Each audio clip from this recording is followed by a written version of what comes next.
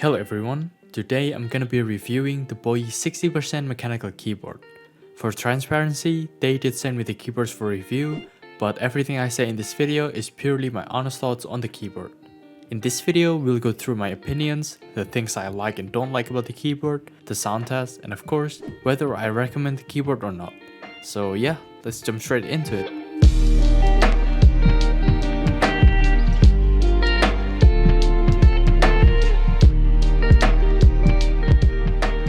Unboxing the keyboard, you will get a random short quote.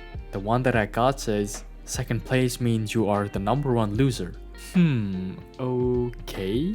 Anyways, you will also get the user manual, and you don't want to lose this. Since the keyboard has a 60% layout, you'll find the user manual pretty helpful if you need to access the arrow keys, F keys, and changing the RGB lighting. They also include a non-braided USB-C cable and a keycap puller. Maybe not everyone cares about this, but I personally wish that they include a braided cable instead, cause it feels nicer. I'm glad that they include the steel keycap puller because it doesn't damage your keycaps like this other plastic keycap puller shown on screen right now. Now, let's get to the keyboard itself. The 60% layout is very popular among gamers who prefer more space for their mouse, especially when they play with low sense. You'll sacrifice a bit of functionality here, of course, on the arrow keys and F keys.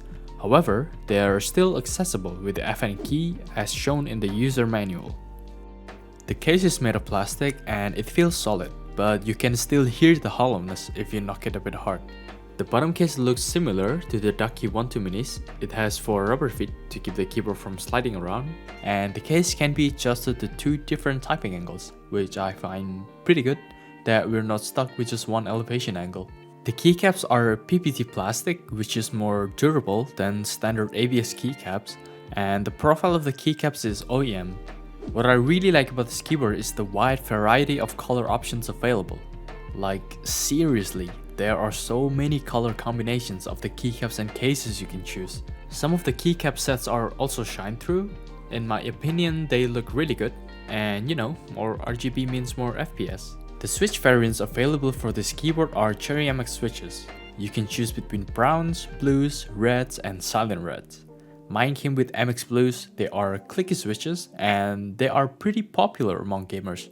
You might even have heard the clicky noise from people, you know, who constantly spam their keyboards with an open mic in your game.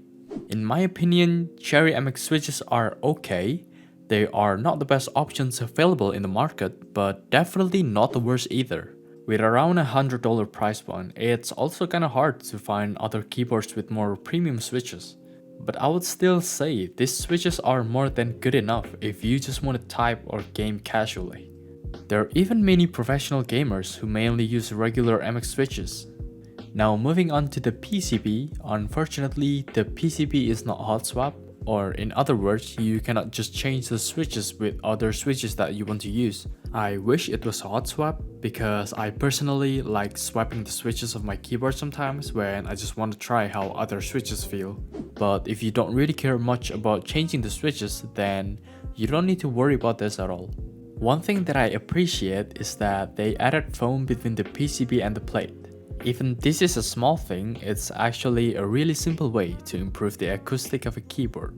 But I haven't seen many companies do that with their keyboards. So props to BOYI for this one. And for the stabilizers, as you guys can see, they are factory looped. Some are a bit messy, but the good thing is that you know they apply a generous amount of loop there.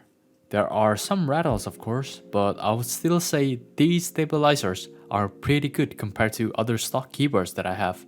Trust me, I've experienced worse stabilizers even with more expensive keyboards. You can judge the quality of the stabilizers by yourself. Here's the sound test.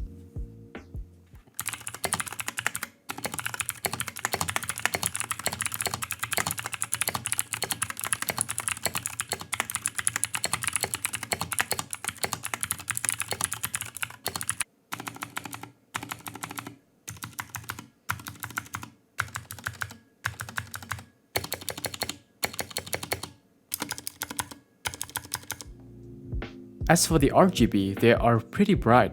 You can access up to 10 different modes by pressing FN, Alt, and T at the same time. So there are 10 different RGB modes you can choose. That might sound pretty cool if you really like RGB. Some of the lighting modes are pretty unique and I've never seen them before. But when I'm using this keyboard, I always put the lighting on wave or rainbow mode, which is the default one. So overall, for $109, I think it offers similar quality compared to its competitors around the same price, which is a pretty solid product.